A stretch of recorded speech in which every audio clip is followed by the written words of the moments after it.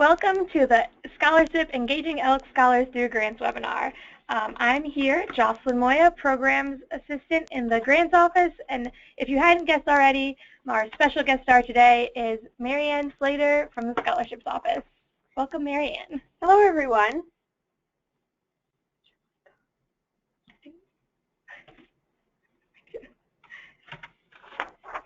Okay, so let's get started. Go back a little bit. So here's some information regarding webinars. If you're having any trouble, you can turn up the volume on your speakers and on your computer. If at any point you get disconnected, simply click on the link in the email and re-enter the meeting. You can also call our office at any time and we'll try to walk you through the connection. Chelsea and Colleen are here to answer your calls at 773-755-4730. Just sit back and listen. I'll click through the slides of the presentation and everything else that's on the screen. There's a chat box on the right if you have any questions. Today's webinar will last approximately 30 minutes. So just some information about the 15-16 grant year. This year, the Elks National Foundation will allocate $9.77 million to fund the Community Investments Program. This includes an increase in Promise Grant and Gratitude Grant funding, which you probably all know about by this point. It's also the SIP's birthday. Happy birthday, SIP. We're just halfway through the birthday year, but we're still celebrating all year long. To commemorate the SIP's 10th birthday, like I said, we'll be celebrating all year with stories, reflections, features, and giveaways. To follow the action, use and search for the hashtag SIPTurns10 on Facebook, Twitter, and Instagram. You can also visit the birthday webpage at elks.org/enf/community/SIPTurns10.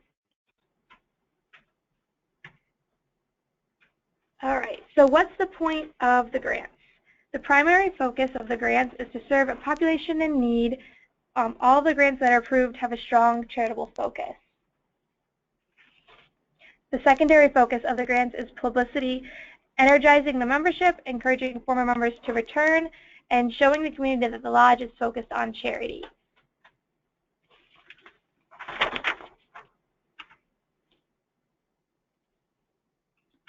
And then, as you all know, we have these grants available to you: Impact Grants, Gratitude Grants, Beacon Grants, Promise Grants, and Freedom Grants.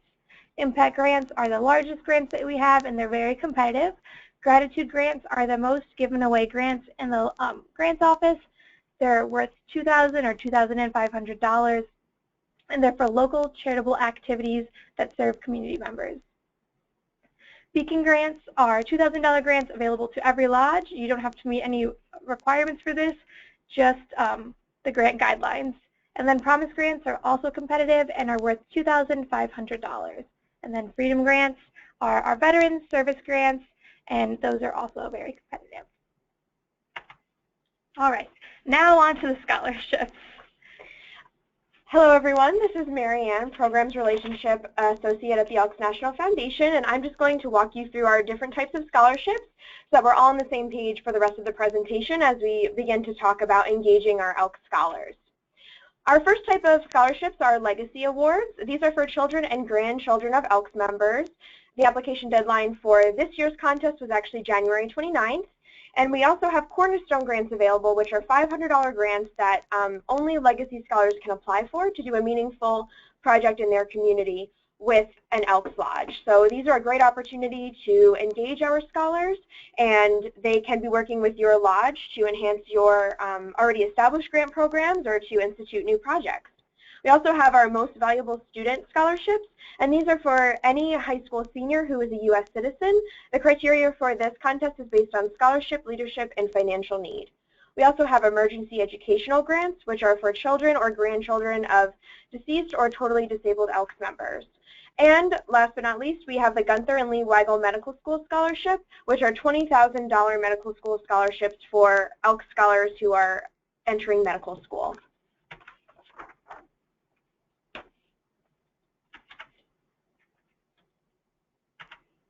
Where do I begin? You can start right here when thinking about how to engage Elk scholars through grants. And we're just going to go over some simple things in this webinar, starting with why do I engage? There are 3 simple steps to do this. How you locate Elk Scholars, things to consider when working with Elk Scholars, and how the ENF is walking the talk. First, why do we engage? Most Elk Scholars don't know much about the Elks as an organization. Yearly, we welcome 750 new Elk Scholars to our Elks family, yet most of them are unaware of what we do as an organization. Today's Elk Scholars can be tomorrow's Elks. The Scholars are really excited to serve.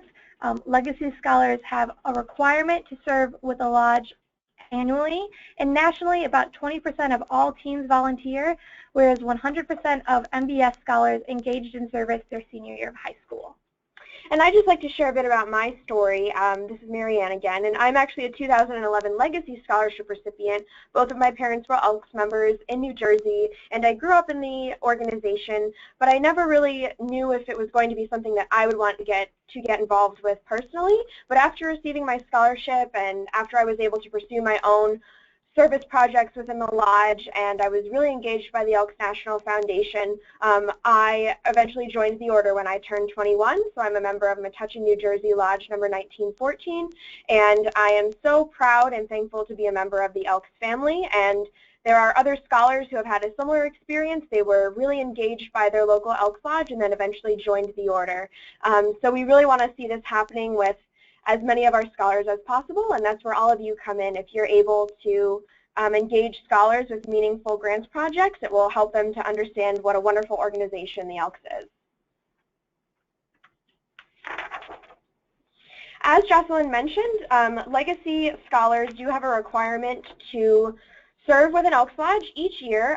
We started this initiative in 2014, so in order for them to get their scholarship funds, they must do a project with a local Elks Lodge at least once, and then they'll record it on our website, and then we're able to send them their scholarship funds.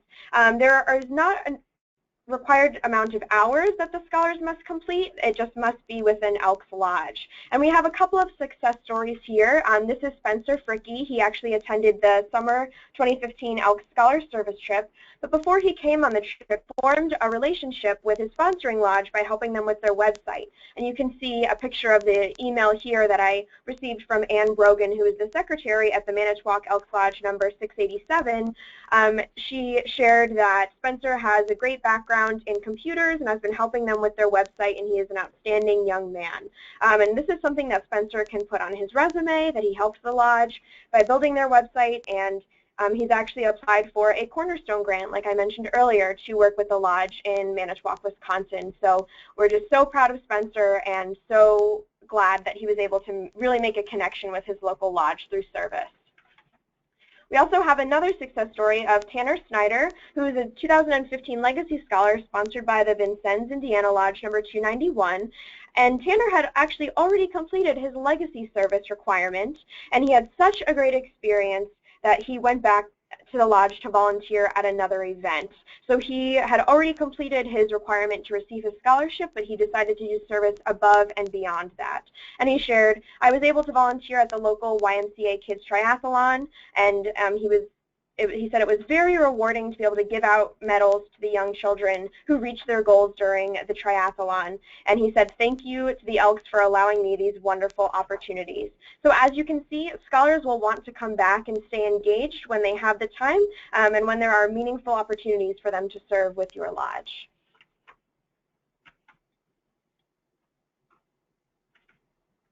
Next, we want to talk a bit about what do Elk Scholars think about the Elks? Are they enjoying these service opportunities, and how do they view the Elks from kind of an outside perspective?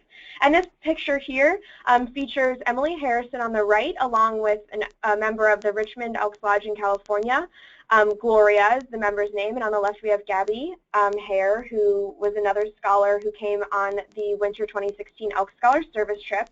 And upon returning from the trip, Emily shared Elk Scholars and Elks members probably have more in common than they realize. We collectively make up a group of like-minded individuals who strive to better ourselves and our communities through service. Elks members have a lot of experience to offer us scholars who are maybe just beginning our involvement with the Elks.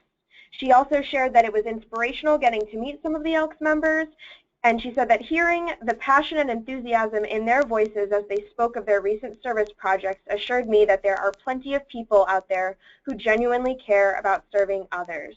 So as you can see, scholars recognize that they have a lot to learn from Elks members by serving alongside them. All right, and now that we've gone over about how scholars feel about working with Elks, let's talk about the first step in engaging Elk scholars, which is to connect. First step would be to invite scholars to the lodge. You can do this through Elk Scholar Speakers, Elk Scholars Meetups. Also, reach out to scholars when you have an opportunity for service. As we went over, Elk scholars are really engaged in serving their communities.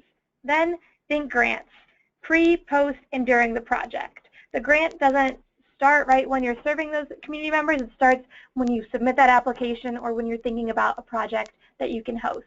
Ongoing projects are even better. Ways to continually engage Elk scholars are really what we're looking for here. As Jocelyn mentioned, one way to engage Elk scholars outside of service are Elk Scholar Meetups.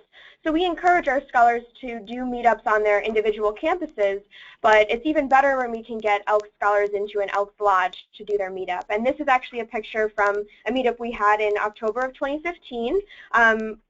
We are with scholars currently attending the University of Notre Dame, and the scholarship chair and exalted ruler from the South Bend, Indiana Lodge, number 235, joined us on campus with the scholars, and now the scholars have plans to utilize the lodge's bowling alley during the spring semester and to visit the lodge and get more connected with the members. It's a really great way for scholars to really get to understand the order and all the great things that Elks are doing in their communities if we're able to get them into local lodges.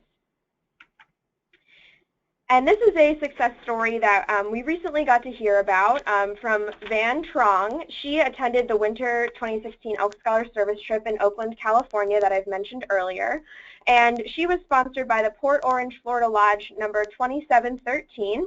And you'll see a picture of her on the left with a member of the Richmond Elks Lodge when we had our meeting there during the trip.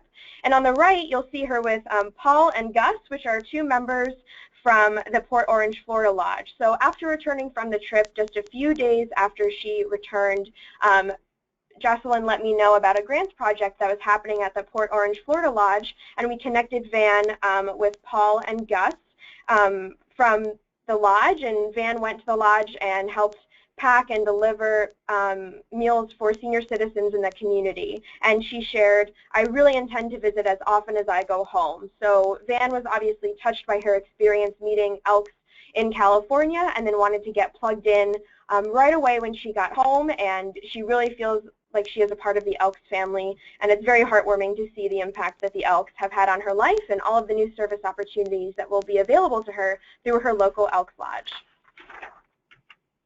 All right, and next in our three-step process is engage. The best projects go beyond donations. Check presentations don't allow scholars the opportunity to get involved. Do you use your gratitude grant to donate to the local food bank?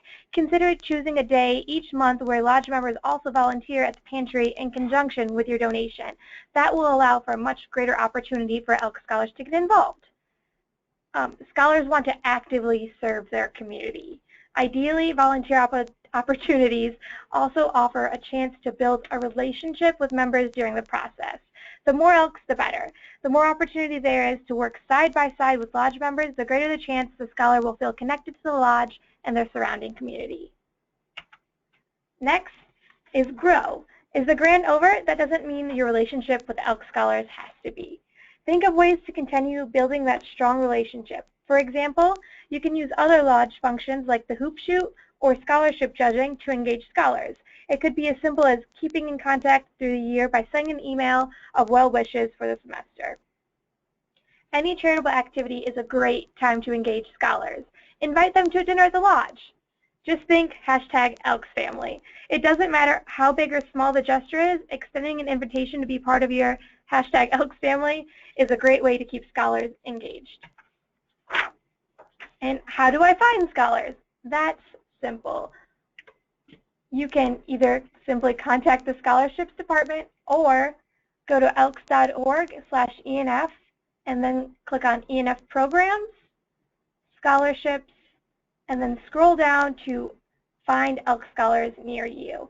And then you just select your state, sponsoring lodge, and all of that information there. And this can be a great starting point for you to see if there are any Elk Scholars in your area. And then you can email scholarship@elks.org, and I will send you the scholars' contact information, or I will contact the scholars to see if any of them are available for your event, and then I can put them in touch directly with you.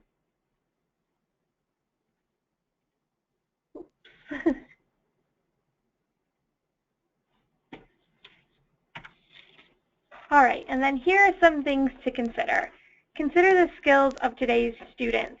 Today's students are full of computer skills that not even a person a few years older may be familiar with. Consider using these skills to your advantage as a way to increase your lodge's social media presence. Update a website, take professional quality photos at an event, or whatever other unique skills your local Elk Scholar may have. Interests. Consider the interests of your local Elk Scholar. Perhaps there's a project your lodge has really wanted to get started but keeps getting left behind. It's possible that a local scholar may have an interest in this project or increasing their skills in this area. Schedules. Can this project be repeated? Oh, sorry, repeatable. Can this project be repeated?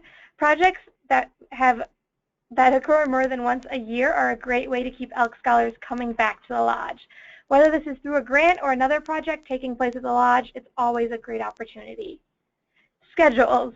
Throughout the semester, students' schedules can be at times hectic and other times a little slower. Consider this when inviting scholars to a lodge event.